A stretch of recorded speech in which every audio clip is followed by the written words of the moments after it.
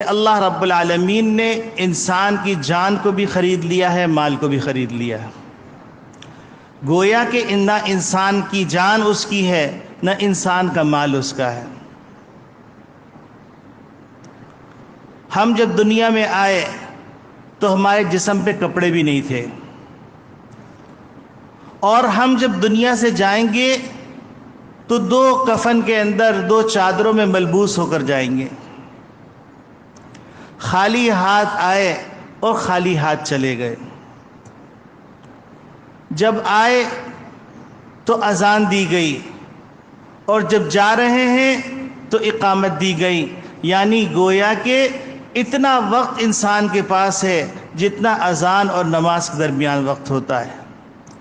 لیکن اس وقت کو اگر انسان قیمتی بنا لیتا ہے، اور جو اللہ رب العالمین کے خاص عنایت کیے ہوئے مواقع آتے ہیں، جن مواقع میں اللہ کی رحمت کی برکات اور رحمت کی برسات حاصل کی جا سکتی ہے، ان مواقع کی قدر کر لی جائے تو یہ وقت اللہ رب العالمین کے ہاں قیمتی بن جاتا ہے۔ پچھلی امتوں میں کسی کی عمر 400 سال ہے، کسی کی عمر 800 سال ہے، کسی کی عمر 1000 سال ہے، لیکن اس امت کی عمریں کم ہیں اور اس کے اعمال پر اجر 800 سال والوں سے زیادہ ہے۔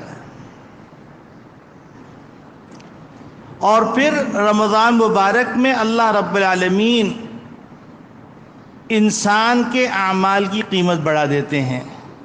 ایک فرض ادا کریا 70 فرض کا ثواب، نفل ادا کی گئی فرض کا ثواب، واجب کا ثواب، اور پھر قدم قدم پر اللہ رب العالمین کی رحمت بہانہ ڈھونڈ ڈھونڈ کر مسلمانوں پہ برس رہی ہے۔